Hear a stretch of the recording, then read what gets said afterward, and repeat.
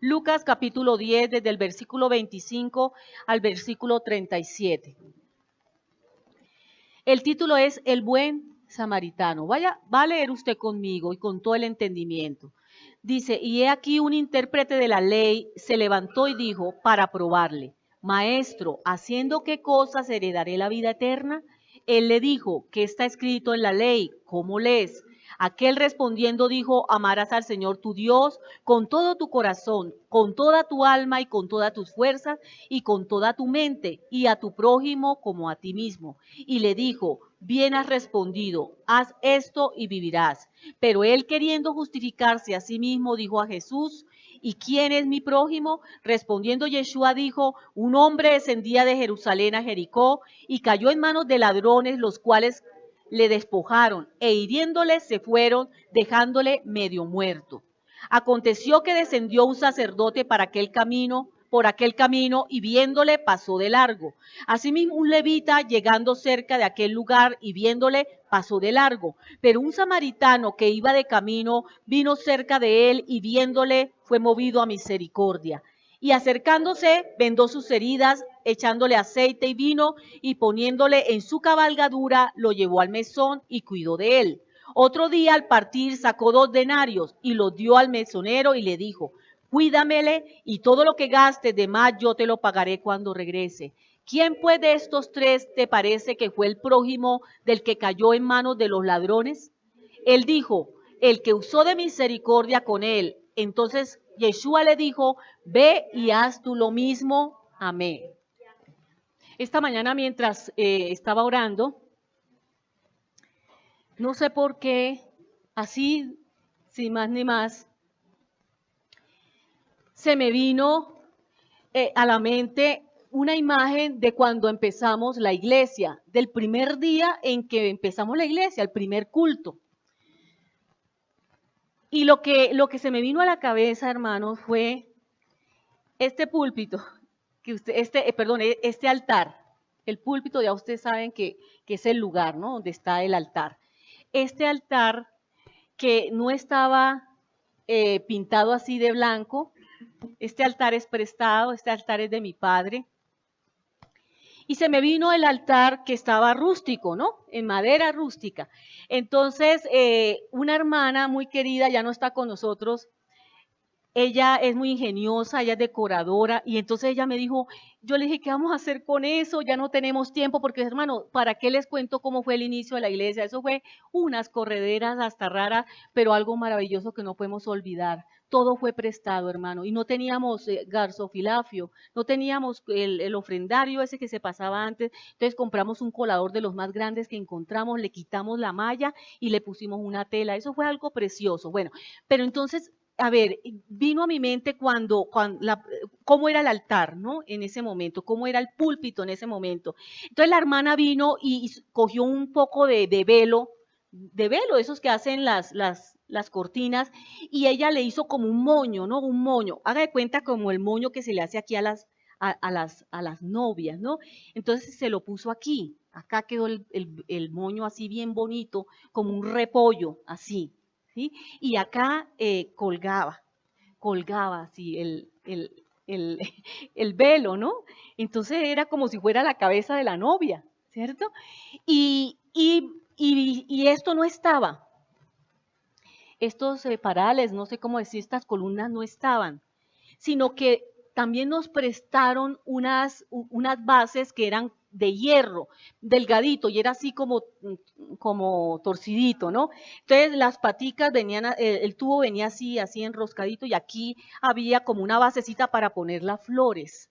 Y claro, ese tubo también se veía feo. Entonces ella dijo, tranquila, pastora, no se preocupe. Entonces vino, hizo lo mismo que hizo acá, pero más pequeñito, y se lo puso aquí a la base donde se pone el florero. ¿Sí me estoy haciendo entender, hermanos? Y entonces puso aquí el moñito más chiquito, y aquí igual caía el velo. Y aquí ya nosotros pusimos las flores, porque ese día pusimos flores naturales, rosas, y se veía muy lindo, muy linda la iglesia. Mírenlo ahí, hermanos. Si no alcanzan a verlos ustedes allá. Ya, Entonces, yo decía, pero si yo estaba orando, yo decía, pero ¿por qué se me está viniendo esa imagen? ¿Por qué se está viniendo esa imagen? Allá alcanzan ustedes a ver el, el, el velo. ¿Ven el velo, hermanos? El velito, así más o menos era. Entonces, y yo me quedé así calladita, yo estaba orando y cuando se me vino esa imagen y me quedé calladita, ahí están, vean, los velos. Ahí está lo que yo les estoy hablando. Hermanos, y entendí lo que nunca en 6 años había entendido. O sea, estábamos abriendo realmente la iglesia. ¿Y quién es la iglesia? Sí, nosotros somos la iglesia, pero ¿quién es la iglesia? La iglesia es la esposa, es la novia del Cordero, hermano. Entonces nosotros sin querer estábamos, era adornando como estilo de boda. Y yo siempre le dije a mi esposo, mire que la iglesia quedó como si estuviéramos preparándola más bien para una boda. Pero hermano, lejos de mí estaba entender que realmente lo que estábamos haciendo era eso, era preparando la esposa del Cordero. Y es lo que seguimos haciendo hoy, preparando a la esposa del Cordero, a la novia. Y nunca lo había entendido. Ahí está el garzofilafio, ahí está ¿cómo es? El colador.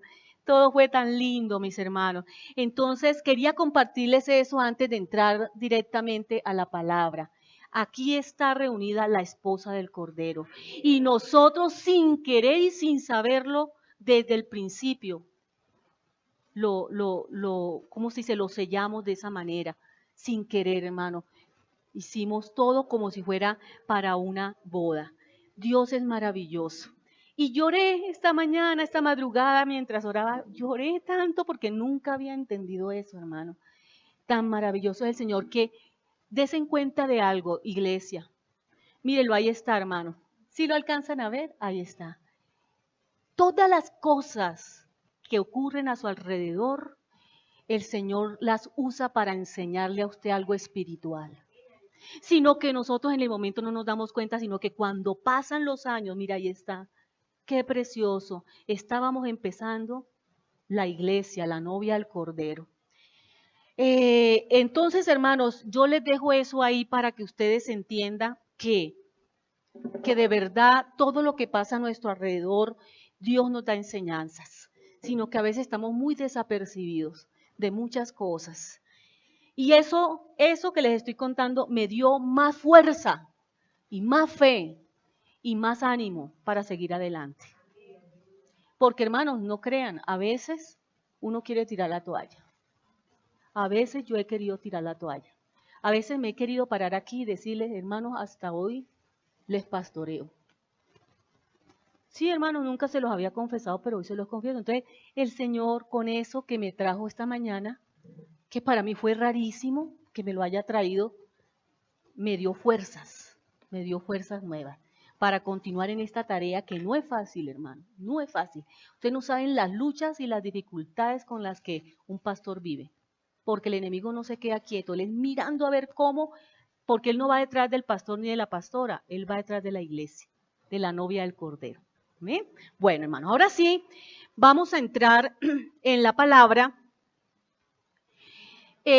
Aquí estamos viendo la parábola del buen samaritano, ¿cierto? El buen samaritano. Entonces nosotros debemos entender qué es un samaritano, porque si vamos a hablar de un samaritano, si vamos a hablar de la parábola del samaritano, pues lo lógico es que entendamos qué es un samaritano. Para nosotros poder entender qué es un samaritano, debemos ir al comienzo, o sea, al Tanar, o sea, al lo que se llama Antiguo Testamento, o le llaman Antiguo Testamento, mal llamado Antiguo Testamento. Cada vez que usted, hermano, necesite entender algo en el Brit Hadashah, o sea, en el Nuevo Testamento, estamos aquí hoy teniendo como base la lectura en el Evangelio de Lucas, capítulo 10. O sea, estamos en el Brit Hadashah, estamos en el Nuevo Testamento. Siempre que nosotros queremos entender algo del Brit Hadashah o del Nuevo Testamento, tenemos que irnos al Antiguo Testamento. Si queremos darle una interpretación correcta a lo que está en el Brit Hadashah, en el Nuevo Testamento, debemos ir al Antiguo, hermanos, para no fallar.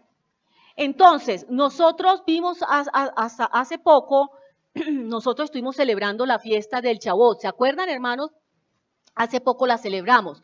Y en esa fiesta estábamos recordando la entrega de los 10 mandamientos. ¿En dónde? En el monte Sinaí. Lo que llamaron los 10 mandamientos se conoce como Ketubá.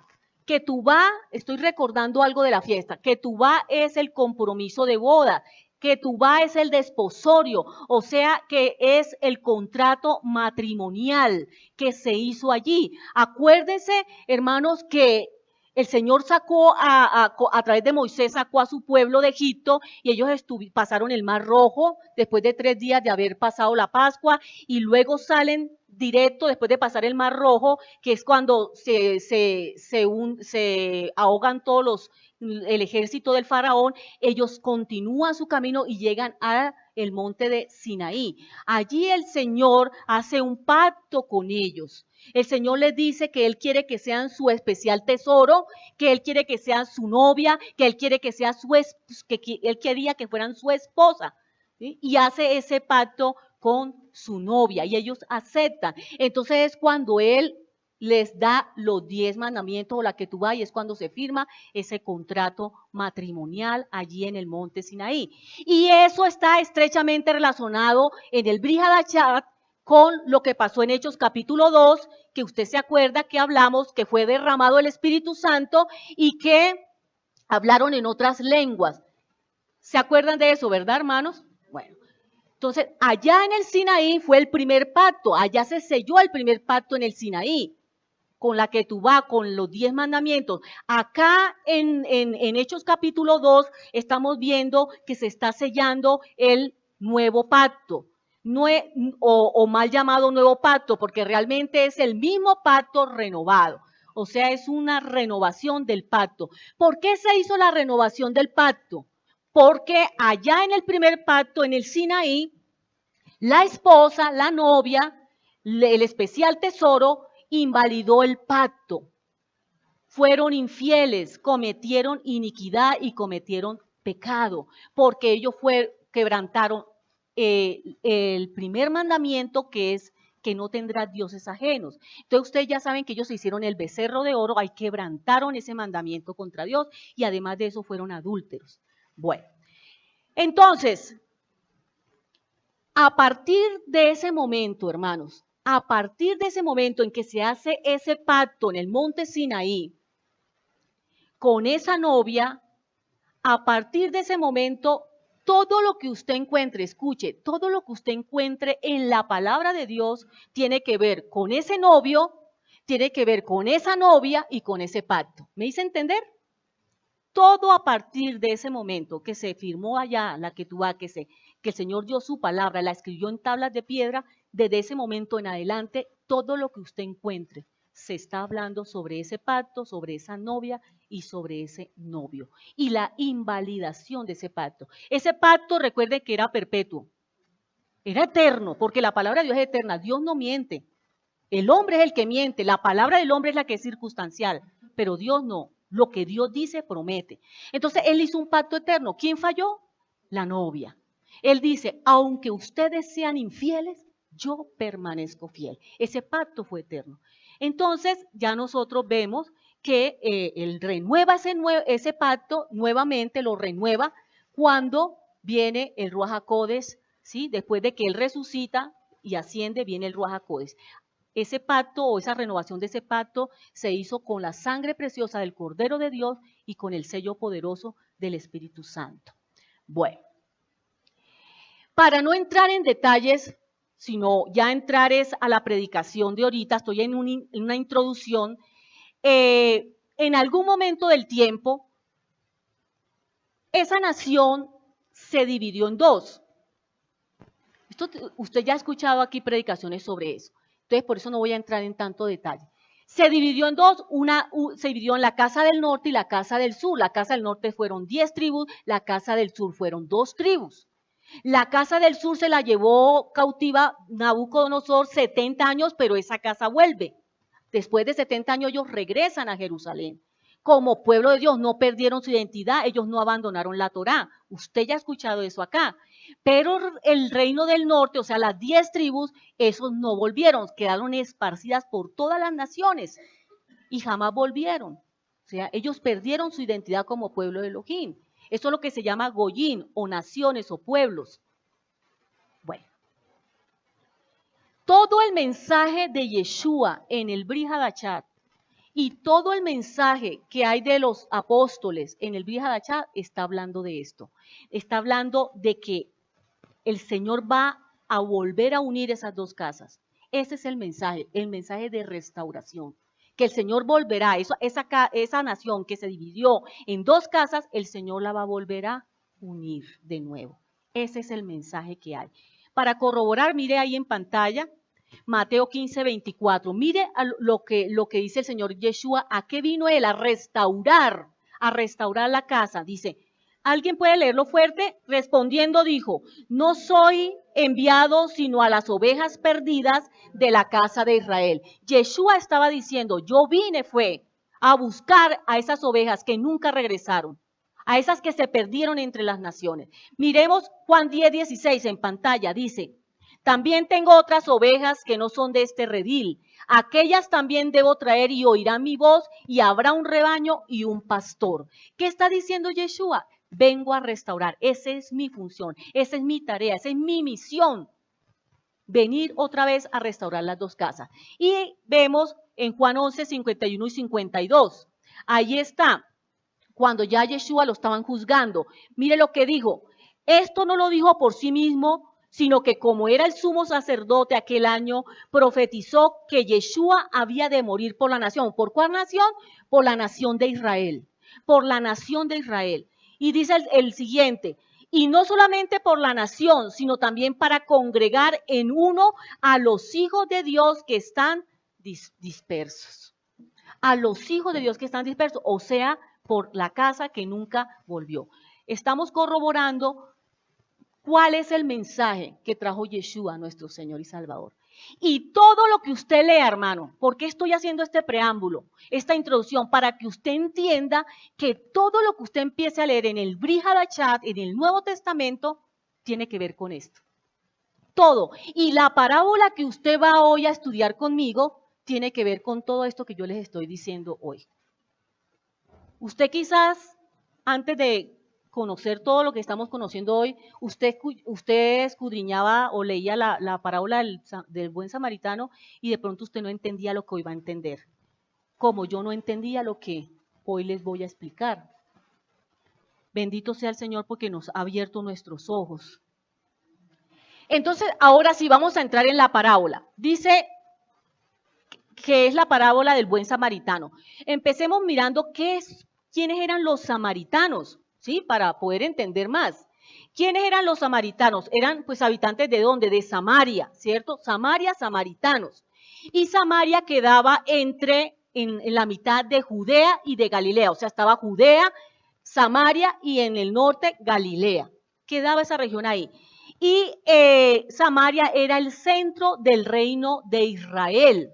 O sea, en otras palabras, Samaria era la capital del reino de Israel, o sea, de los que no volvieron, de la casa del norte, de los que no volvieron. Y los de la casa del sur, los que volvieron 70 años después de cautiverio, tenían como capital Jerusalén. Entonces, Samaria, ¿qué era? La capital del reino del norte de Israel. ¿Sí? ¿Entendido? Bueno. Usted va a leer en su casa el segundo libro de Reyes, capítulo 17, versículo desde el 24. Ahí está para que lo anote las personas que están anotando. Segundo libro de Reyes, 17, 24 en adelante. A usted le va a narrar ese libro de dónde salieron los samaritanos. ¿De dónde salieron los samaritanos? Pero así a grosso modo, mientras que usted lo lee, yo le voy a dar unas puntaditas. La casa de Israel fue llevada por los asirios, como ya se los he dicho, y gran parte de los que estaban en Samaria se los llevaron y otra parte los mataron y dejaron un pequeño grupo, quedaron muy poquiticos ahí en Samaria cuando se los llevó cautivo el rey de Asiria.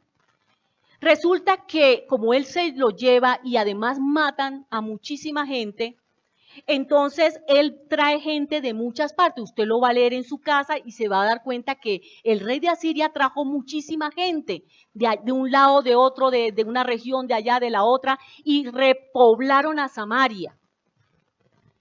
Y además, los soldados mataron a casi que todos los hombres y violaban a las mujeres. Y las mujeres quedaban embarazadas. Y cuando ellas tenían sus hijos, esos hijos crecían sin identidad como pueblo de Elohim, sin identidad como pueblo de Dios, ¿verdad? Entonces, por eso los samaritanos eran una minoría despreciable para Israel, una minoría despreciable, perdón, de Israel para los judíos. Por eso es que usted va a Juan capítulo 4, ¿se acuerdan qué dice Juan capítulo 4? Es sobre la samaritana, Jesús y la samaritana, la mujer samaritana. Entonces ella le dice, oiga, usted siendo judío me pide a mí que soy samaritana que le dé de beber. Si entre judío y samaritano no había relación, dice la Biblia, porque ellos eran considerados y ritualmente impuros, porque ellos no tenían identidad como pueblo de Dios por eso, porque ellos tuvieron una mezcla, o sea, Samaria fue repoblada por gente pagana y con los poquitos que habían ahí que quedaron, hubo una mezcla de costumbres, de religión, de idioma, de todo, hubo una mezcla. Entonces ellos por eso decían que los samaritanos nada que ver con ellos, con los judíos, con el pueblo de Dios. Pero los samaritanos o los que vivían en Samaria, que era la capital del reino del norte, ¿quiénes estaban? ¿Los de Judá o los de Israel? Para ver si usted me está entendiendo. Los de Israel, lógicamente, los de Israel, los que nunca volvieron. Bien. Eso es importante que usted lo tenga claro, mi hermano. Entonces, había un choque tremendo entre los samaritanos y el pueblo judío. ¿Por qué? Ellos decían, no, ellos no son nada de nosotros. No, nada que ver con nosotros. Porque si usted se va al libro de Esdras y al libro de Nehemías, allí habla de cuando el pueblo de Judá, o sea, los del sur, volvieron después de 70 años y empezaron a reedificar el templo en Jerusalén. Los samaritanos, esas personas que habían repoblado, esas personas que habían crecido ahí en Samaria, no les dejaban reconstruir el templo. Ellos vinieron del cautiverio, dijeron, vamos a Jerusalén de nuevo a restaurar nuestro templo y a restaurar la ciudad otra vez, a reconstruir la ciudad. Pero los samaritanos se le impusieron. Usted va a encontrar esa novela en Esdras y en Nehemías, léala en su casa, hermano, para que usted compruebe exactamente. Bien, entonces desde allí hubo esa oposición y ese choque entre los judíos y los samaritanos. Por eso la mujer le dice al Señor, a Yeshua, le dice, oiga, nuestros padres nos dijeron que teníamos que adorar en este monte. Ese monte es Gerizim, ahí no lo dice, pero ese monte es Gerizim. Cuando uno empieza a estudiar, ella le dice, aquí en este monte Gerizim, nuestros padres nos dijeron que nosotros teníamos que adorar acá, pero ustedes enseñan que es en Jerusalén, porque vuelvo y les repito, porque ellos hicieron de Samaria la capital del reino del norte y hicieron de Jerusalén la capital del reino del sur. Entonces en Jerusalén era donde ellos adoraban. Y ella por eso le dice a Yeshua, si ustedes dicen que es en Jerusalén, pero nuestros padres nos dijeron que era en Gerizim. ¿Sí? ¿Entendido, hermano? Hubo ese choque desde allá. ¿Y desde cuándo ellos hicieron un santuario en Gerizim? Desde que las 10 tribus empezaron desde que las 12 tribus se dividieron. Ahí empezó todo eso, hermano. Hay que leer. Léase todo desde el primer libro de Reyes, capítulo 11, mi hermano. Desde ahí usted empieza a ver una novela maravillosa y puede entender todo esto. Bueno, ahora sí, vamos, eso es lo que es a grosso modo los samaritanos, más o menos para que usted tenga una idea de dónde salieron los samaritanos, cuál era el roce que había entre los samaritanos y los judíos, ¿sí? De dónde salen, ya sabemos que ellos están hablándonos, la Biblia nos está hablando de ellos como el pueblo de Israel, como el pueblo del norte o la casa del norte, no la casa del sur. Vamos a mirar el versículo 25 del buen samaritano. Léalo conmigo de nuevo. Dice, y he aquí un intérprete de la ley se levantó y dijo, para probarle, Maestro, ¿haciendo qué cosa heredaré la vida eterna? Mire la pregunta, ¿de qué está preguntando? ¿Cómo tengo la vida eterna? Y dice que un intérprete de la ley. ¿Quién era un intérprete de la ley? El intérprete de la ley era un mismo escriba, o sea, es un escriba o un doctor de la ley, o sea, una persona que sabe muchísimo, conocía la palabra, porque ellos eran las personas que originalmente reproducían los textos bíblicos, o sea, eran personas letradas, estudiadas. Y ellos querían probar siempre al Señor y hacerlo caer de alguna manera. Entonces le dijeron, ¿cómo haré para heredar la vida eterna? ¿Sí? Maestro, o sea, usted que es todo un erudito, díganos, a ver si lo hacían caer. Y entonces el Señor les dice, ¿qué está escrito en la ley? ¿Cómo lees? ¿Cómo lees? Aquel respondiendo dijo, amarás al Señor tu Dios con todo tu corazón, con toda tu alma y con todas tus fuerzas y con toda tu mente y a tu prójimo como a ti mismo. Y le dijo, bien has respondido, haz esto y vivirás. ¿Cómo haré para recibir la vida eterna, para obtener la vida eterna? Y el Señor le dijo, ¿qué dice la ley? O sea, ustedes conocen la ley. O sea, hermano, ¿qué nos estamos dando cuenta acá? Que el Señor no vino a abrogar la ley. El Señor vino fue a que nos centráramos en su ley, a que volviéramos a la ley, a que volviéramos a mirarla, a estudiarla, a conocer la ley. Eso es lo que el Señor está mostrando acá. Oiga, hay que ir a la ley. Usted quiere saber, ustedes, iglesia, quieren saber cómo tener la vida eterna. Guarden los mandamientos. Eso es lo que nos está diciendo el Señor hoy. Hay que guardar los mandamientos. Entonces, ¿cómo nos dicen que los mandamientos ya están abolidos? ¿Cómo nos dicen que la Torah está abolida? Si es que el mismo Señor, Yeshua, nuestro Salvador, está diciendo que para que usted tenga la vida eterna tiene que, ¿qué? Guardar los mandamientos de la ley de Dios. Guardar los mandamientos. Por eso usted tiene que amar la Torah, tiene que amar la ley, tiene que amar la palabra. La Biblia tiene que amarla. Vamos a hacer un contraste con Mateo 19. Vamos a Mateo 19. Vaya conmigo, hermano. Busque Mateo. No pierda Lucas 10. Vamos a Mateo 19, 16. Mateo capítulo 19, 16 y 17. Ya lo tenemos, hermanos. Mire lo que dice. El joven rico, ¿no? Entonces vino uno y le dijo, maestro bueno, ¿qué bien haré para tener la vida eterna? O sea, una pregunta igual. Él le dijo, ¿por qué me llama bueno? Ninguno hay bueno sino uno, Dios. Mas si quieres entrar en la vida, ¿en cuál vida? En la vida eterna.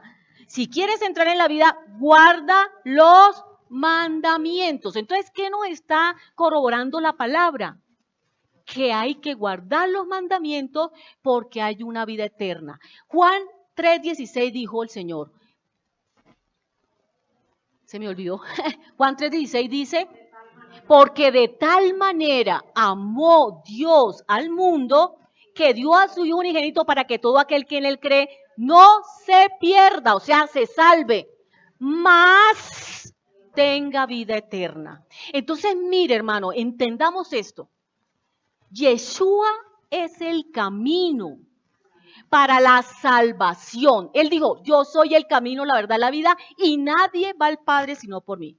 Entonces, escuche esto. Yeshua es el camino para la salvación. O sea, para entrar en el pueblo de Israel. O sea, para nosotros entrar en los pactos de Dios con su esposa, con su novia. La salvación, hermanos, no es salvación del infierno. A mí me enseñaron que la salvación era que yo era salva del infierno, pero Yeshua o toda la palabra de Dios nos ha estado aclarando que el Señor de lo que nos salva es de la ira venidera, no del infierno. El infierno es una cosa y la ira venidera es otra, iglesia. Entonces, ¿en qué consiste la salvación? La salvación consiste en que nosotros nos injertamos en el pueblo de Israel. Eso es la salvación. Yo soy salva porque yo me he injertado a través de la fe en Yeshua, me he injertado en el pueblo de Dios, por eso soy salva. Porque de eso habla la salvación, de injertarnos en el pueblo de Dios, de ser parte de los pactos que Dios hizo con su nación o con su novia que es Israel. ¿Hasta aquí está claro, hermanos? Entonces, Yeshua es el camino para que nosotros podamos injertarnos en Israel. Pero Yeshua es el camino para llevarnos al Padre. Nadie va al Padre si no es por mí. Son dos cosas diferentes. Una cosa es usted salvarse, o sea, injertarse en Israel, y otra cosa es que usted vaya al Padre. Por eso Él dice, para que todo aquel que en Él cree no se pierda, tenga salvación, se injerte en Israel, más tenga vida eterna. Tiene el camino trazado al Padre. ¿Estamos entendiendo, hermanos? Entonces no nos podemos contentar, iglesia, solamente con decir, yo ya soy salva, yo soy Israel. Por eso el rabino o el pastor de allá de Australia le dijo a los hermanos de la iglesia, le dijo, ya ustedes para nosotros no son colombianos, ustedes son Israel, porque somos un solo pueblo. ¿Quién hizo algo para la salvación? ¿Usted hizo algo para salvarse? ¿Usted hizo algo para injertarse en Israel, hermano? Todo lo hizo Yeshua, nuestro Mesías. Él lo hizo todo para salvarlo a usted de la ira venidera. Pero usted tiene ahora que hacer todo para poder ir al Padre. Una cosa es lo que Él ya hizo para salvarnos, que a nosotros no nos costó nada, pero ahora tenemos que guardar los mandamientos porque tenemos un camino abierto al Padre. ¿Me estoy haciendo entender, mis hermanos amados? ¿Quieres la vida eterna? Le dice a este hombre, a este escriba, guarda los mandamientos. Entonces, ¿cómo nos dicen a nosotros que la ley está abolida y que los mandamientos de Dios ya no? Porque gracia y gracia sobre gracia y ya no necesitamos más nada. Necesitamos guardar los mandamientos del Señor. Yeshua, repito, es el camino para volver a Israel. Yeshua es el camino para volver al Padre. Yeshua es el camino de la salvación. Yeshua es el camino a la vida eterna. Eso es nuestro Salvador, Yeshua. Primera de Tesalonicenses 4. Vaya conmigo, por favor, a Primera de Tesalonicenses 4, sin perder Lucas. Primera de Tesalonicenses. Les dije que todo a partir del monte Sinaí tenía que ver con ese pacto entre ese novio y esa novia. Y usted lo está viendo conmigo aquí en la parábola del buen samaritano. Primera de Tesalonicenses 4, 16. ¿Ya lo tenemos, hermano? Vamos a leer, por favor, lea conmigo. Lea con entendimiento, mi hermano. La venida del Señor, está hablando de la venida del Señor, dice, porque el Señor mismo con voz de mando, con voz de arcángel y con trompeta de Dios descenderá del cielo y los muertos en Cristo resucitarán primero.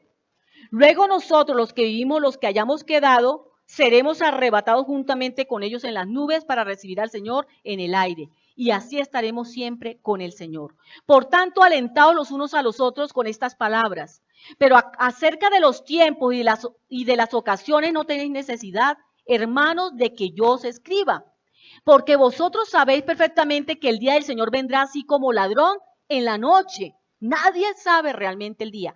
Dice que cuando digan paz y seguridad, entonces vendrá sobre ellos destrucción repentina, como los dolores a la mujer encinta, y no escaparán.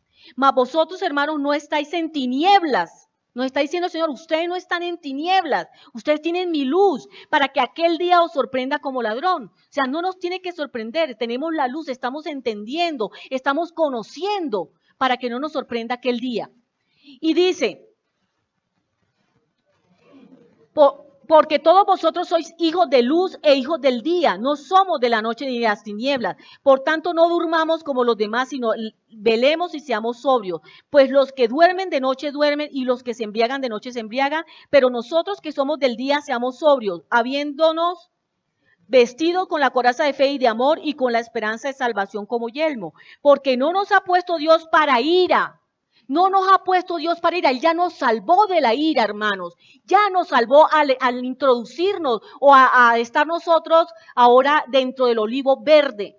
No nos ha puesto Dios para ira, sino para alcanzar salvación por medio de nuestro Yeshua, el Mesías, nuestro Señor Yeshua. Mire ahí mismo en el 1, Tesalonicenses 1, primera Tesalonicenses 1, versículo 10. Ahí mismo, hermano, no es sino que le dé vuelta a la hoja. Y esperar de los cielos a su Hijo, al cual resucitó de los muertos, a Yeshua, quien nos libra de la ira venidera. Entonces la salvación tiene que ver es con que el Señor nos libra de la ira venidera, no del infierno. Que eso le quede claro y se lo lleve usted claramente para su casa, mi hermano. La salvación es que ahora somos injertados en Israel. Vamos, Apocalipsis 12, 17, está aquí en pantalla, ese sí lo podemos leer en pantalla. Dice así, el 12, 17. Entonces el dragón se llenó de ira contra la mujer y se fue a hacer guerra contra el resto de la descendencia de ella, los que guardan los mandamientos. O sea, ¿cuál es la descendencia de ella? Los que guardan los mandamientos de Dios y tienen el testimonio de Jesucristo, de Yeshua el Mesías.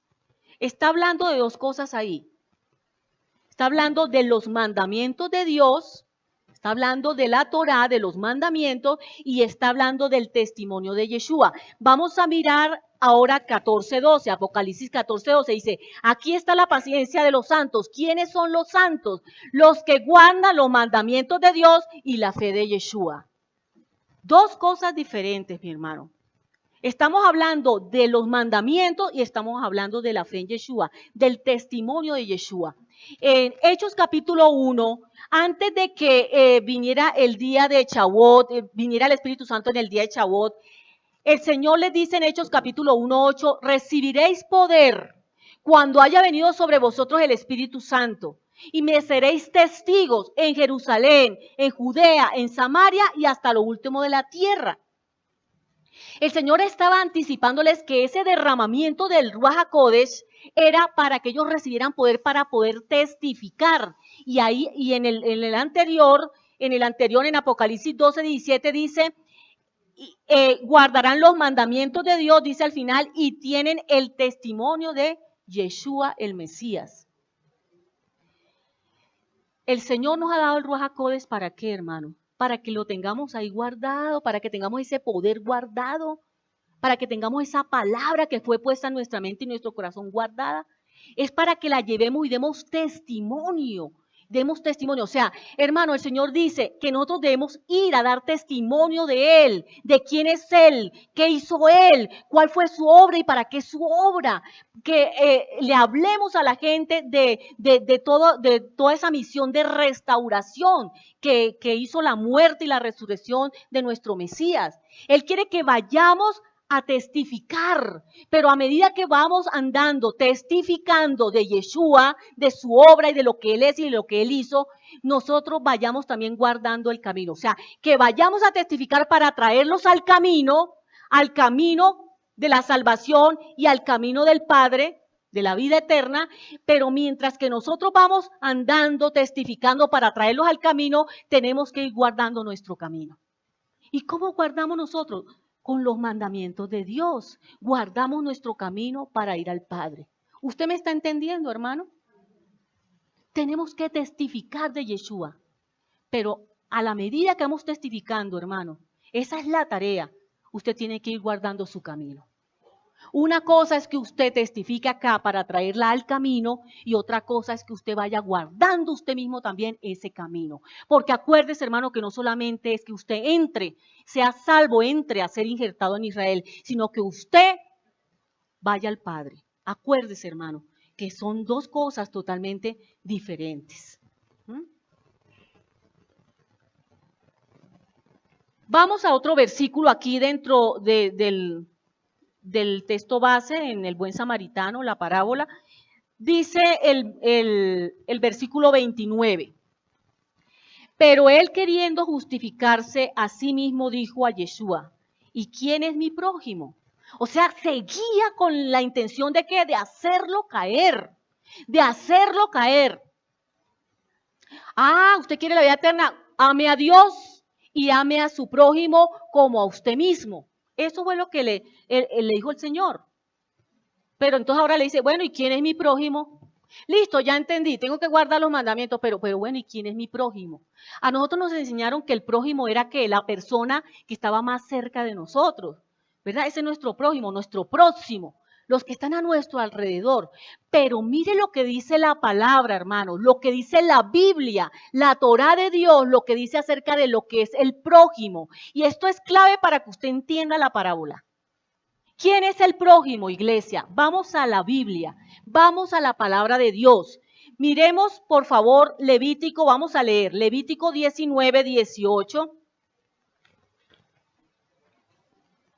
¿Hasta aquí está claro el mensaje, hermanos? Levítico 19, 18.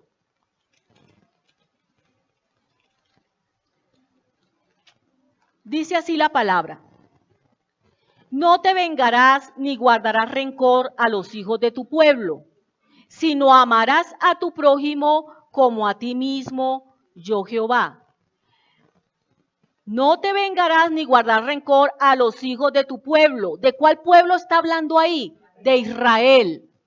Sino amarás a tu prójimo como a ti mismo. Mire, pasa algo que yo no sabía, y yo no sé si ustedes lo saben, pero yo no lo sabía, lo he venido aprendiendo durante los 3 años que estamos estudiando raíces hebreas, es que el hebreo tiene algo que se llama paralelismo. ¿Usted ha escuchado eso? Paralelismo. Es decir, que usted lee un versículo y en la parte de arriba dice una cosa y en la parte de abajo dice como otra, pero realmente es lo mismo. O sea, lo que usted lee en una parte lo complementa o lo explica o lo aclara la otra parte. Ahí donde usted está leyendo hay un paralelismo para que usted pueda ir entendiendo mejor la palabra. Ahí hay un paralelismo, dice, no te vengarás ni guardarás rencor a los hijos de tu pueblo. O sea, no te vengarás ni guardarás rencor a Israel, a los hijos de Israel, ¿cierto? Sería ahí. Entonces vamos a mirar el paralelismo, vamos a mirar la explicación. Si no amarás a tu prójimo como a ti mismo. Entonces, ¿cuál es el prójimo? Israel. No le guardes rencor a los hijos de tu pueblo, no le guardes rencor a tu hermano. ¿A quién? A Israel. Él es tu prójimo. O sea, la Biblia dice que el prójimo, ¿quién es? Israel. Israel es el prójimo, ¿sí? Todos los que estamos dentro de Israel somos el prójimo, unos con otros. O sea, en este momento ustedes todos son mi prójimo, porque ustedes han sido injertados en Israel. Amén, hermano. Entonces no es cualquier persona el prójimo de nosotros, de acuerdo a la Biblia. Vamos a mirar el versículo 33 y 34. Vamos al 33 y 34 y verá. De ahí mismo de Levítico, 17, vamos a leer el 17. El 17, Levítico, estamos en Levítico 19, 18. Vamos a mirar el 17, dice, desde el 17 vamos a leer un momentico. No aborrecerás a tu hermano en tu corazón. Está hablando del hermano. Razonarás con tu prójimo. Entonces, ¿cuál es el prójimo? Mi hermano en Yeshua. Mi hermano en Yeshua, el que está hablando la misma fe mía. Razonarás con tu prójimo para que no participes de su pecado. Ahí hay paralelismo, ¿se da cuenta lo que le estoy explicando? O sea, usted lee una parte y enseguida lo que sigue le explica a usted la primera parte. Entonces es precioso cuando ya usted entiende esto porque ya usted no se confunde. Usted ya entiende, se le aclaran más las cosas. ¿Me estoy haciendo entender, hermano?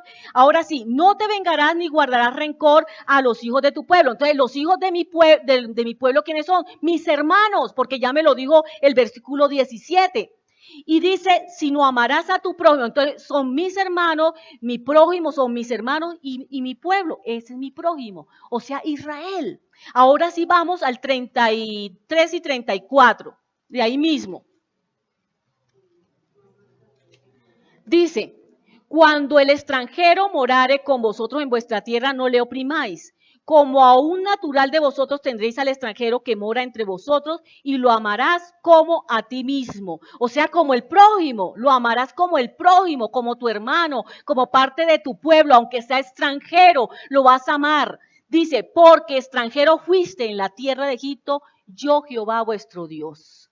Entonces, ¿qué estamos entendiendo? Cuando le dice, bueno, ¿y quién es el prójimo? Le dice el escriba, ¿no? El docto en la ley. Entonces el Señor le dice lo mismo, le dice, a ver, ¿qué dice la ley? ¿Quién es tu prójimo? ¿Verdad? Entonces ya hemos visto que la ley dice que el amar al prójimo se extiende a Israel y a los extranjeros establecidos en Israel. O sea, nosotros como extranjeros hemos sido injertados, por lo tanto nosotros somos ahora el prójimo. ¿Sí? Versículo 30, de ahí de Lucas, samaritano, la parábola del buen samaritano. Estamos tejiendo, hermanos, estamos tejiendo para entender qué es lo que el Señor nos quiere decir en esta mañana. El 30, respondiendo Jesús dijo, un hombre, entonces mire, qué lindo, mire la sabiduría de nuestro rey, mire la sabiduría de Yeshua.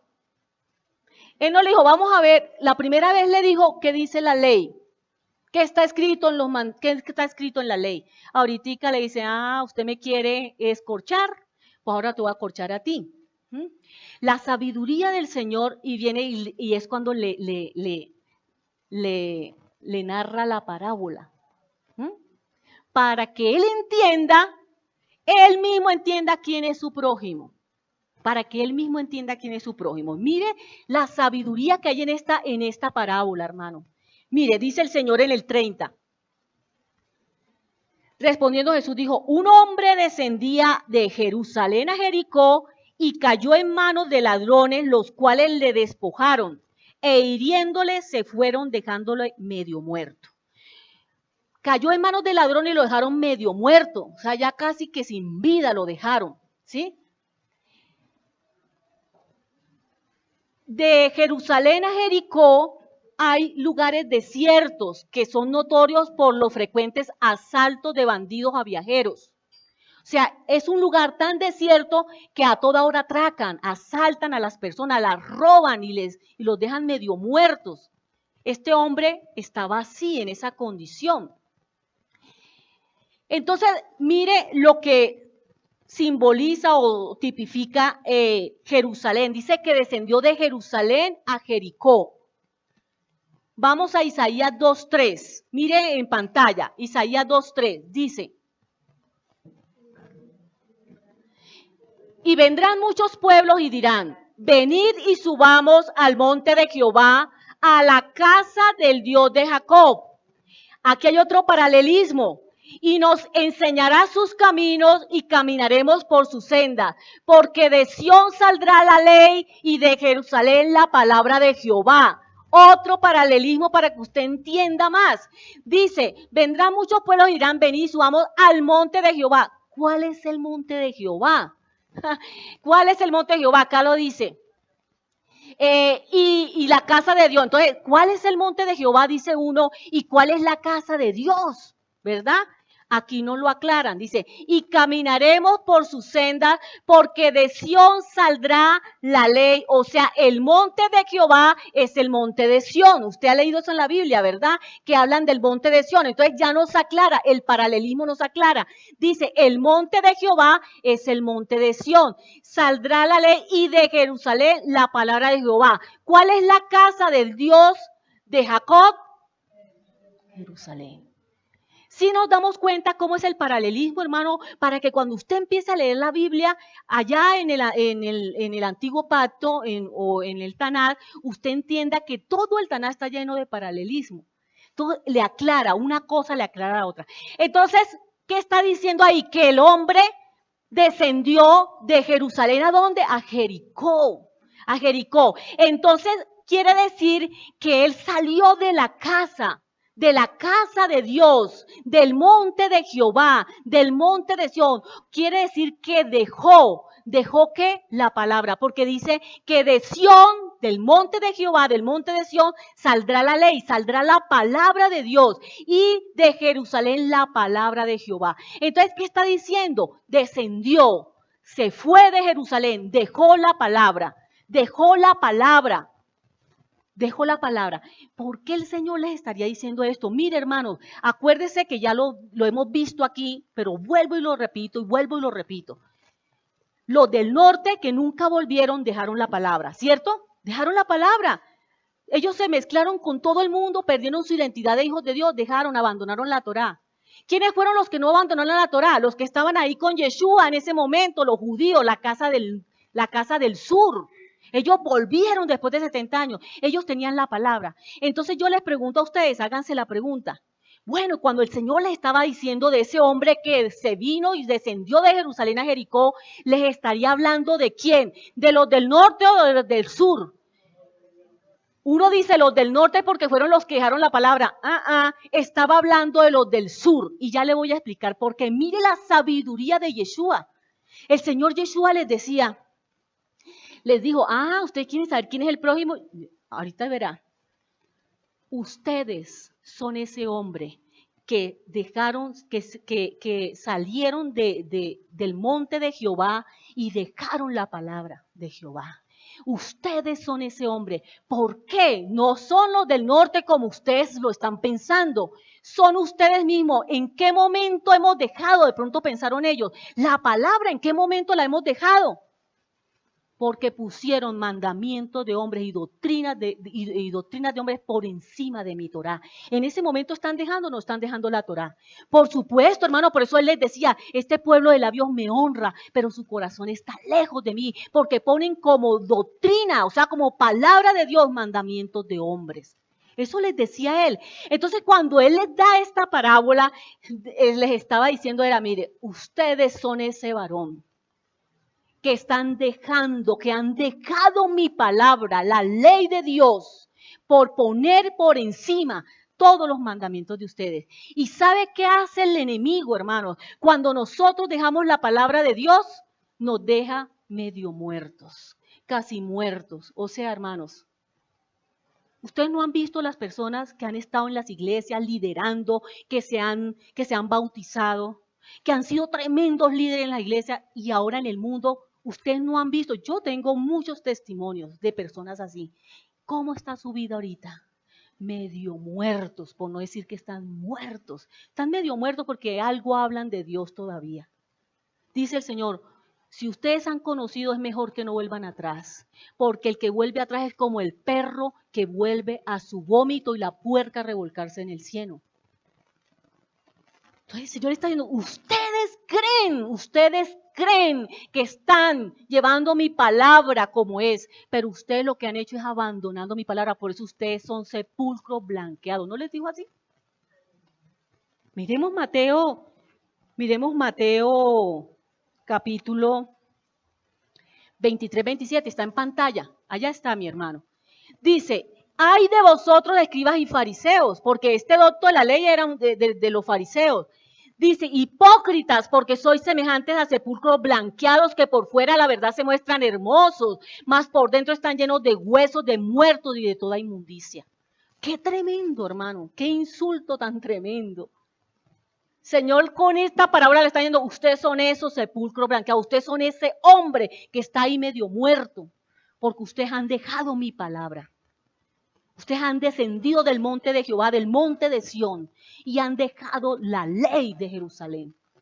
Ustedes han dejado mi ley. Hermano, ¿estamos entendiendo? ¿Sí? ¿Cómo les estaría quedando el ojo? ¿Cómo creen ustedes que se les está quedando el ojo a esta gente? Qué tremendo. Yo veía hermano, yo nunca había visto la sabiduría tan tremenda de nuestro rey, como la entendí a través de esta parábola. ¿Qué sabiduría de lo alto tenía nuestro Mesías? ¿Qué sabiduría hay en la palabra, hermano? ¿Usted tiene falta de sabiduría? Pídala a Dios, que da sobreabundantemente. Ahí está la sabiduría, hermano. Sigamos adelante. Vamos a mirar el versículo 31 al 33. Es que definitivamente, hermano, hago un paréntesis, yo no sé predicar sentada. 31 al 33. Dice, aconteció que descendió un sacerdote por aquel camino y viéndole pasó de largo. Asimismo un levita llegando cerca de aquel lugar y viéndole pasó de largo. Pero un samaritano que iba de camino vino cerca de él y viéndole fue movido a misericordia. Fue movido a misericordia. No se le olvide esta palabra, hermano. Fue movido a misericordia. Habían tres personajes. ¿Quiénes eran? Un sacerdote, un levita y un samaritano. Pero el samaritano fue el que fue movido a misericordia. Por eso usted cantaba esta mañana conmigo que la misericordia de Dios es más grande que los cielos, que la luna, que las estrellas, que todo lo que existe, hermano. ¿Qué es misericordia, iglesia? Misericordia es dar de sí para la necesidad de otro. ¿Qué fue lo que hizo nuestro rey? Dio de sí, dio todo de él para nuestra necesidad. Eso es la misericordia. Y leíamos en el Salmo 103. En el Salmo 103, vaya conmigo un momentico, hermanos. En el Salmo 103, el que leíamos, no pierda ahí Lucas. Dice el versículo 8, misericordioso y clemente Jehová, lento para la ira y grande en misericordia, hermanos. Este samaritano fue movido en misericordia. ¿De dónde viene la misericordia de Dios? De Él. Nosotros estamos llenos de la misericordia de Dios. ¿Sabe qué dice la Biblia en Lamentaciones, en el libro de Lamentaciones? Por las misericordias de Jehová no hemos sido consumidos. Estamos llenos de la misericordia de Dios, hermano. Para tenerla guardada, este samaritano fue movido a misericordia. Y el Señor en esta mañana nos está diciendo, iglesia, como me lo dijo a mí preparando este mensaje, necesito que se muevan en misericordia. Que se muevan en misericordia porque la tienen abundantemente de mí. Y dice aquí el Salmo, el versículo 11, porque como la altura de los cielos sobre la tierra, engrandeció su misericordia sobre los que le temen. ¿Usted le teme? Sí, hermano. Nosotros tenemos que tener ese temor reverente de no, por eso yo les hablaba esta mañana, de tratar de llegar aquí con reverencia, ese temor de saber que Él está aquí, que antes de que nosotros lleguemos, Él ya está aquí en este lugar, iglesia. Tenemos que entender eso. Este lugar no está solo, usted lo ve aparentemente solo, pronto usted es el primero que llegó, pero aquí está Él, hermano, ya. Ahí está Él esperando. Entonces dice que a los que le tememos, tenemos temor de qué, de no ofenderlo. Por eso le leía yo a mi hermana esta mañana Colosenses 1:10, donde dice que ande como es digno del Señor. Eso es andar en temor. Ande como es digno del Señor, agradándolo en todo y llevando fruto para toda buena obra. ¿Por qué? Porque estamos temiéndole a Él, queremos agradarlo, no queremos ofenderlo, tenemos ese temor de que cuidado, que ojalá que el Señor, que el Espíritu Santo no se vaya a contristar. Eso, de ese temor es que habla la Biblia. Y dice también ahí en el versículo 17, más la misericordia de Jehová es desde la eternidad y hasta la eternidad sobre los que le temen. Todo ese salmo realmente, hermano, nos está hablando es de la sabiduría, de la misericordia de Dios, de la misericordia de Dios. Entonces dice que este hombre fue movido ¿a qué? A misericordia. Entonces vamos a mirar quién era el sacerdote que pasó de largo, el levita que pasó de largo, ¿quiénes eran esas personas? El sacerdote era el encargado del culto divino, del culto al Señor, a Elohim. Ese era el sacerdote. Y el levita era de Leví, de la tribu de Leví, encargado de servir en el tabernáculo. O sea que ese sacerdote y ese levita están hablándonos a nosotros en esta mañana de los de Israel, del norte o del sur. Del sur. Del sur. Ese levita y ese sacerdote está hablando de los del sur, de los judíos, de la tribu de Judá, que es la tribu del sur. ¿Se dan cuenta que todo es lo mismo, hermano? Que todo es el mismo círculo, que uno vuelve y repite lo mismo porque todo es lo mismo. Todo está hablando del novio, la novia y el pacto. Todo es lo mismo. Entonces, según la ley, el sacerdote que tocara un cadáver quedaba contaminado. Entonces ellos decían, no, nosotros estamos cumpliendo la ley. Nosotros estamos cumpliendo la ley como ese levita y ese sacerdote.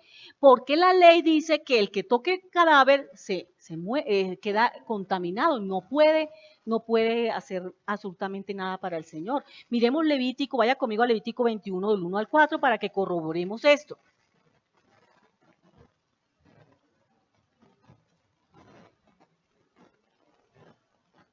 Hasta aquí estamos entendiendo, ¿verdad, hermanos? Levítico. Levítico, ¿qué les dije? 21. Sí, está en pantalla. 21, del 1 al 4. Santidad de los sacerdotes. Dice, Jehová dijo a Moisés, habla a los sacerdotes hijos de Aarón y diles que no se contaminen por un muerto en sus pueblos, mas por su pariente cercano, por su madre o por su padre, o por su hijo o por su hermano, o por su hermana virgen a él cercana, la cual no haya tenido marido, por ella se contaminará. No se contaminará como cualquier hombre de su pueblo haciéndose inmundo. Entonces ellos decían, no, es que el sacerdote y el levita estaban cumpliendo la ley. Pero es que este hombre estaba casi muerto, pero no estaba muerto. Y además ¿era qué? Era el prójimo, porque era un hermano, ¿cierto? Pero ellos pasaron de largo. Pasaron de largo. El samaritano, como ya lo había dicho, se consideraba como una persona extranjera y como una persona pagana. Pero esa persona extranjera y esa persona pagana fue la que se movió a misericordia. Mas no lo que decían los que decían que estaban guardando perfectamente la ley, los que se creían santos y se decían santos. Yo no sé si usted está entendiendo todo lo que el Señor con esa sabiduría les estaba hablando a ellos. Por esta acción de misericordia y por esta acción de que ellos estaban guardando los mandamientos de amar a Dios y amar al prójimo, por esta acción de este samaritano, nosotros estamos entendiendo que ese samaritano estaba ¿qué? Guardando la ley, estaba guardando verdaderamente la ley, estaba amando al prójimo y estaba amando a Dios. Pero mire, vamos a saltarnos al 36 y 37 para que veamos lo tremendo que fue el Señor, Yeshua. El 36, ¿ya? ¿Lo tenemos ahí? ¿Quién pues de estos tres te parece que fue el prójimo del que cayó en manos de los ladrones? Él dijo, o sea, el intérprete de la ley dijo, el que usó de misericordia con él. Ni siquiera dijo el samaritano, ni siquiera lo nombró, sino que dijo el que usó de misericordia con él. Qué tremendo, hermano. El Señor en su sabiduría los puso a que ellos mismos confesaran que el pueblo de Israel, el que está perdido entre las naciones, era el prójimo de ellos. Ellos decían, nada que ver con nosotros. O sea, esa gente ya se fue, perdió su identidad, ellos abandonaron la Torah, ellos no tienen nada que ver con nosotros, pero el Señor que les estaba haciendo que sus mismos labios declararan que el prójimo era esos que ellos estaban rechazando. Porque acuérdense que en muchas predicaciones se les ha dicho a ustedes, hermanos, que se les ha dicho aquí muchas veces que se me fue la paloma, hermanos. Ay, qué pena, qué pena. Ay, Señor Jesús. Ay, Padre Santo.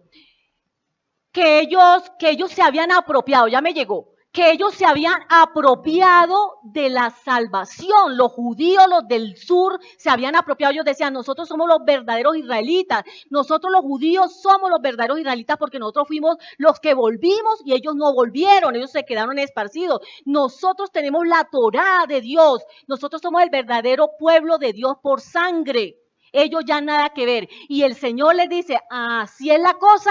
Entonces ustedes mismos me van a declarar con su propia boca, me van a declarar quiénes son ellos. Entonces estaban declarando que ellos eran su prójimo, que ellos eran sus hermanos y que ellos eran su pueblo. ¿Sí está viendo la sabiduría del Señor?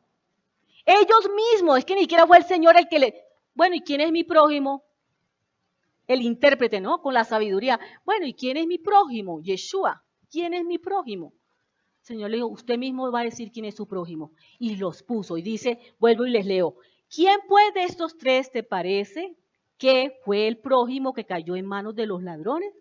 Él le dijo, o sea, el intérprete de la ley, el que usó de misericordia con él. Entonces Yeshua le dijo, ve y haz tú lo mismo.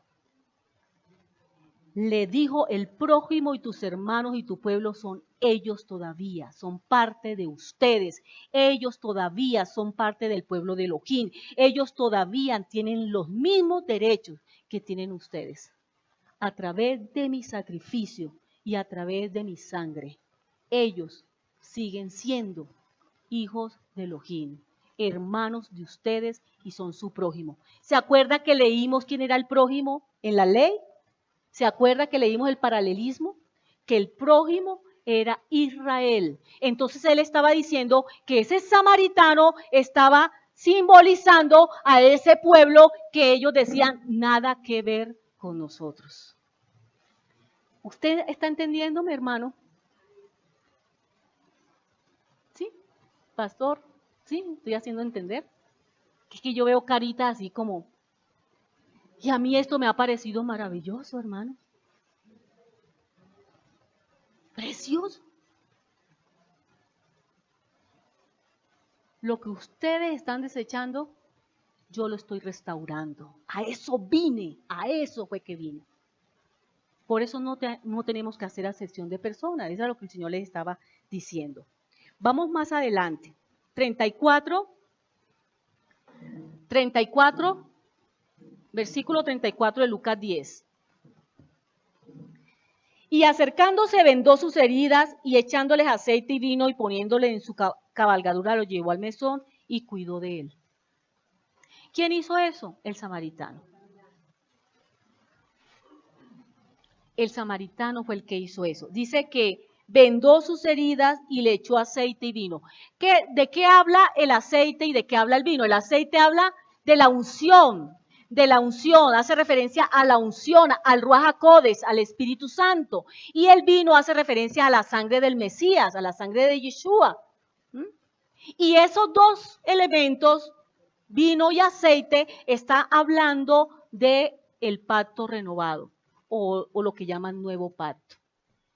Porque acuérdese, en el Sinaí se selló el pacto con una sangre de animal, ¿verdad? Y se dio la ketubá. Acá en el pacto se renueva, en el Brit Hadashah vemos que el pacto se renueva con la sangre de Yeshua y con el sello precioso del Ruach HaKodesh. Por eso en Efesios 1:13, ahí vamos a mirarlo en pantalla rápidamente, leamos por favor, dice en Efesios 1:13, en él también vosotros, o sea, en Yeshua también vosotros, habiendo oído la palabra de verdad, el evangelio de vuestra salvación, y habiendo creído en él, fuiste sellados con el Espíritu Santo de la promesa. Está hablando el vino y el aceite del pacto renovado, de la renovación nuevamente del pacto, del mismo pacto que ya había. Hermano, decía que en Hechos capítulo 1, versículo 8, dice que tenemos que ser testigos. Aquí de Yeshua, aquí en el buen samaritano, al final en el versículo 37 dice, ve y haz tú lo mismo. Ese es el título de la predicación de hoy. Ve y haz tú lo mismo. Eso es lo que el Señor nos está diciendo en esta mañana. Yo les he dado poder a través del Ruach HaKodesh para que vayan y hagan lo mismo, o sea, que se muevan en misericordia, que amen al prójimo, que pongan por obra mis mandamientos, porque ellos los llevan a ustedes a la vida eterna. Hagan lo mismo, ve y haz tú lo mismo. ¿Cuál es la tarea? La misma tarea del samaritano es la nuestra. ¿Qué hizo el samaritano? Cogió al casi muerto, ¿verdad? Lo cogió y lo trajo y le vendó las heridas y le puso aceite y lo trajo a la cabalgadura, al asno, al burrito, lo montó ahí y lo trajo al mesón. Eso es lo que el Señor nos está diciendo a nosotros que hagamos, que vayamos y testifiquemos de Yeshua para traerlos al camino, para traerlos al arrepentimiento. ¿En qué consiste el arrepentimiento? En entender que habíamos abandonado la Torá, hermano, que habíamos abandonado la palabra de Dios, que apenas estábamos con una parte diciendo que nosotros éramos los redimidos y que allá era el pueblo de Dios, que eso era aparte y que nosotros éramos aparte. Y ahora el arrepentimiento nuestro, ¿cuál ha sido? Entender que nosotros no somos aparte, que el Señor no vino a abrogar la ley, que el Señor no vino a hacer nuevas leyes, a dar nuevos mandamientos como nos han enseñado o están enseñando por ahí. y que el Señor no vino a formar un grupo aparte. Es que yo les conté a ustedes que escuché un pastor muy reconocido que dijo, pueblo de Israel maravilloso, lo amamos, lo bendecimos, pero ellos son allá y nosotros somos acá. Yeshua no vino a eso. Y Él por eso nos necesita, hermano, dice, ve y haz tú lo mismo, porque el Señor necesita que nosotros seamos pescadores de hombres. Que usted y yo nos volvamos pescadores de hombres, hermanos. Que vayamos y los traigamos al arrepentimiento, que entiendan que tienen que volver a la Torá, que entiendan que solamente a través de Yeshua podemos nosotros tener salvación y solamente por medio de él podemos tener vida eterna. Que solo por medio de Yeshua podemos nosotros injertarnos en Israel y que solo por medio de Yeshua podemos ir al Padre. Eso es lo que el Señor quiere que hagamos, nos necesita, hermanos, para poder traer las ovejas perdidas de la casa de Israel. O sea, Él ya hizo la obra, pero y también la hizo por nosotros, y también la hizo en nosotros. Nos dio su Santo Espíritu para eso, hermano, para que vayamos y hagamos nosotros lo mismo que hizo el samaritano. O sea que usted hoy, hermano, tiene que entender, y yo tengo que entender, que tenemos una tarea y una misión. Nosotros somos instrumentos en las manos del Señor para hacer volver esas ovejas perdidas de la casa de Israel. Versículo 34, ahí mismo en el 34, dice que después de que le vendó sus heridas y le echó aceite y vino, lo puso en una cabalgadura. Esa cabalgadura, o sea, lo puso en un asno, lo puso en un burro, ¿sí? Esa cabalgadura está hablando de Yeshua, hace referencia a Yeshua, Zacarías 9:9. Ya estoy terminando. Zacarías 9:9. Vamos a Zacarías 9:9, hermano. Zacarías y Malaquías, ¿no? Ya son los últimos dos libros del antiguo pacto. ¿Ya lo tenemos? ¿Ya? Zacarías 9:9. Estamos viendo que la cabalgadura hace referencia a Yeshua. Alégrate mucho, hija de Sión, da voces de júbilo, hija de Jerusalén. He aquí tu rey vendrá a ti, justo y salvador, humilde y cabalgando sobre un asno, sobre un pollino, hijo de asna. ¿Cuándo se cumplió esta profecía de Zacarías? Cuando él entra a Jerusalén, que le ponen todos esos mantos y cogen palmas y empiezan a decir, Hosana al hijo de David. Gritaban, Hosana al hijo de David, bendito el que viene en el nombre del Señor. Él venía montado ¿en qué? En un asno. Ahí se cumplió esta profecía de Zacarías capítulo 9. Y eso tiene tanta tela para cortar, hermano, lo que no hay es el tiempo. Pero en algún momento les hablo más de eso, que es maravilloso, es precioso. Y así pasa, hermano, mire, cogió ese hombre, el samaritano cogió ese hombre y lo montó. ¿Usted se imagina si estaba casi muerto, medio muerto? ¿Cómo? ¿Será que iba erguido ahí montadito en el burro? Iba así bien derechito. Ahí, hermano, tirado así, ¿cierto? ¿Cuántas veces nos sentimos nosotros así? ¿Cuántas veces usted se ha sentido así, hermano? En el Señor nosotros podemos descansar. En su palabra bendita podemos descansar. Así es que, hermano, usted tiene que amar la palabra, porque en la palabra de Dios se encuentra todo. La paz que usted necesita está en la palabra, el consuelo, la fortaleza, la vida, el poder, todo lo que usted necesita, la sabiduría, todo está en la palabra. Muchas veces nos hemos sentido así, medio muertos, hermanos, que ya como que no vamos a poder, pero el Señor nos coge y nos pone sobre sus hombros y ahí nos lleva. Hay una imagen muy linda por ahí en internet del buen pastor llevando a una oveja aquí, así, sobre sus hombros. Así nos lleva Él. De todo esto habla ahí ese versículo, cuando dice que lo montó en la cabalgadura y lo llevó al mesón. Y terminamos con el versículo 35, que tiene muchas cosas hermosas, demasiadas, pero solamente puedo decirles como 3.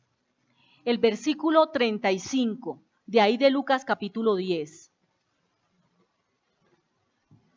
dice, Otro día, al partir, sacó 2 denarios y los dio al mesonero y le dijo, cuídamele y todo lo que gaste de más, yo te lo pagaré cuando regrese. Dice, habla de 2 denarios, habla de un mesonero y habla de que él pagará cuando regrese. O sea, nosotros vemos ahí que Yeshua pagó. Yeshua pagó por nosotros y prometió que él volvía. Dijo, cuando regrese, se lo pagaré. Le dijo al mesonero. Yeshua dejó esa promesa, hermano, para nosotros, que él va a volver, que él va a volver por su pueblo, por su iglesia, por la novia sin mancha y sin arruga. Él va a volver. Y él nos dejó en manos del mesonero. El Espíritu de Dios, el Ruach HaKodesh, es el que en este momento nos cuida. El Ruach HaKodesh es el que está con nosotros. Él dijo, yo me voy a ir, pero no los voy a dejar solos. Yo voy a enviar a mi Santo Espíritu, voy a mandar al Consolador, otro Consolador, para que esté con ustedes todos los días hasta el fin del mundo. O sea, Él está con nosotros, sí, hermano, a través del Ruach HaKodesh, a través de su palabra está con nosotros. ¿Mm? Entonces, ese es el mesonero al cual Él nos encargó. O sea, no estamos solos, hermanos, no estamos solos en esta lucha. Mire, si estuviéramos solos, hermanos, ya no estuviéramos aquí. Ya no estuviéramos aquí. El Espíritu Santo es el que nos ayuda en nuestras debilidades, dice la Biblia, y el que nos ayuda a interceder con gemidos indecibles. Así es que, hermanos, si usted tiene una carga en esta mañana, dígale al Señor que usted necesita, que Él, como el buen samaritano, lo ponga sobre la cabalgadura. Y le aseguro que el Señor le da a usted lo que usted necesita, hermano. Porque Él es el mismo ayer, hoy y por los siglos de los siglos. Dice que hay 2 denarios. Mire esto, hermano, 2 denarios. Es el salario a un obrero de 2 días de trabajo. O sea, cada día se le paga un denario. Entonces, como son 2 denarios, entonces quiere decir que equivale a 2 días de trabajo. Dicen algunas interpretaciones que esos 2 denarios son 2000 años. Por aquello de que dice la Biblia de que un día es como 1000 años y 1000 años como un día. Entonces, que esos 2 denarios equivalen a 2000 años. ¿Qué es lo que ha pasado desde que Yeshua vino, murió y resucitó? Murió y resucitó. ¿Sí? Han pasado 2019 años para nosotros, ¿verdad? O sea, ya pasaron 2 milenios, pero la Biblia habla de 3 milenios. Él ya pagó hace 2000 años atrás y Él prometió que volvía. Y cuando Él vuelva, dice que va a pagar lo que necesite pagar. Aquí lo está diciendo la parábola. Y yo te lo pagaré cuando regrese. Ya nos dio, ¿verdad? Ya nos dio una recompensa. Ya tenemos bendiciones, privilegios. Pero cuando Él venga, va a dar más. Va a haber más privilegios. Miremos Oseas 6, 1 y 2. Vaya conmigo, por favor. Ya les estoy terminando, hermano. Si me quedan 4 minutos es mucho. Bueno, 5. Oseas 6, 1 y 2. Ese es el último versículo que estamos leyendo en Lucas. Oseas 6, 1 y 2. Oseas. La Biblia es gomela. La Biblia es gomela, hermanos. 6, 1 y 2. Esta interpretación que le dan de que estos 2 denarios pueden ser 2000 años es basada en Oseas 6, versículo 1 y 2, que es lo que vamos a leer. Venid y volvamos a Jehová, porque Él arrebató y nos curará, hirió y nos vendará. ¿Se acuerdan lo que hizo el samaritano? El samaritano vendó las heridas. Nos dará vida después de 2 días. En el tercer día nos resucitará y viviremos delante de Él. Vuelvo a leer el 2. Nos dará vida después de 2 días, los 2 denarios. En el tercer día nos resucitará y viviremos delante de Él. Estamos hablando de la era mesiánica, cuando comience el tercer milenio.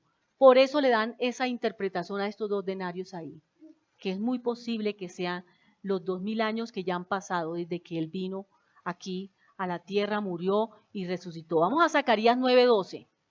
Zacarías. Otra vez, ya habíamos leído Zacarías 9:9, ahora vamos al 12.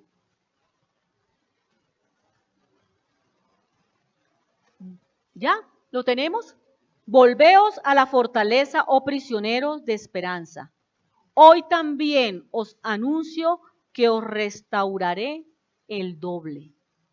Los 2 denarios, restauraré el doble. El Señor está prometiendo una restauración doble. Los 2 denarios, hermano. Por favor, no se pierda este final. Jeremías 16:18. No pierda Zacarías, a ver, téngalo ahí. Jeremías 16:18. Estamos hablando de los 2 denarios. Jeremías 16:18.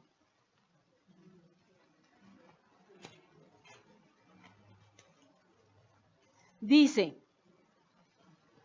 pero primero pagaré al doble su iniquidad y su pecado. Mire, pagaré al doble su iniquidad y su pecado. Porque contaminaron mi tierra con los cadáveres de sus ídolos y de sus abominaciones llenaron mi heredad. Mire, el pecado de Israel fue doble. Ellos, allá en pantalla, creo que está algo de iniquidad y de pecado. ¿Cuál fue la iniquidad? La maldad. Iniquidad o maldad es lo mismo. ¿Cuál fue la iniquidad de Israel? La idolatría. Quebrantaron el primer mandamiento de la ley de Dios. ¿Y cuál fue el pecado? Porque una cosa es la iniquidad, aquí lo dice. Pero primero pagaré al doble su iniquidad y su pecado. Y el pecado fue el adulterio. Acuérdense que se fueron 2, se dividió en 2 y el castigo de la una fue diferente al de la otra. La casa de Judá volvió, aunque fue llevada cautiva, y la casa de Israel no volvió. Hasta ahora estamos volviendo, hasta ahora estamos volviéndonos a injertar en Israel, porque estábamos dispersos entre las naciones. Dice, pero primero pagaré al doble su iniquidad y su pecado. Pero dice también, habíamos leído acá en Zacarías, en el 12 dice, hoy también os anuncio que os restauraré el doble. O sea, fueron castigados doblemente, pero asimismo serán restaurados doblemente, dice la palabra. Y vamos a ver otra imagen para terminar, otra imagen. Hermano, esta imagen es muy importante que le quede a usted clara. Ustedes, por no hacerse por acá, no pueden ver. Nos dio a su hijo y nos dio al Ruach HaKodesh. Dice que restaurará doblemente, ¿cierto? Nos dio a su hijo, a Yeshua, murió por nosotros, resucitó. Y no solamente nos dio a su hijo, sino que no contento con eso nos dio otra cosa más, nos dio a su Ruach HaKodesh. ¿Usted no le parece eso precioso? Tuvimos la Torá viviendo entre nosotros cuando Yeshua estuvo en la tierra, porque Yeshua es la Torá hecha carne. Tuvimos la Torá viviendo entre nosotros, pero ahora tenemos la Torá dentro de nuestra mente y dentro de nuestro corazón. Nos perdonó, pero también nos restaura. Cada día nos restaura, nos santifica, nos transforma, ¿sí? Y nos da salvación y nos da vida eterna, hermano, ¿sí? Nos restaura el doble, hermano, y todo lo que falta por venir. Lea conmigo el versículo 25 al 28 y terminamos.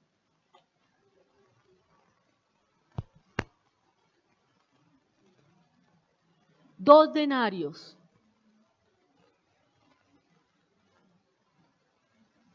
Todo lo que ha pasado hasta aquí, hermano, pero todo lo que vendrá en el milenio.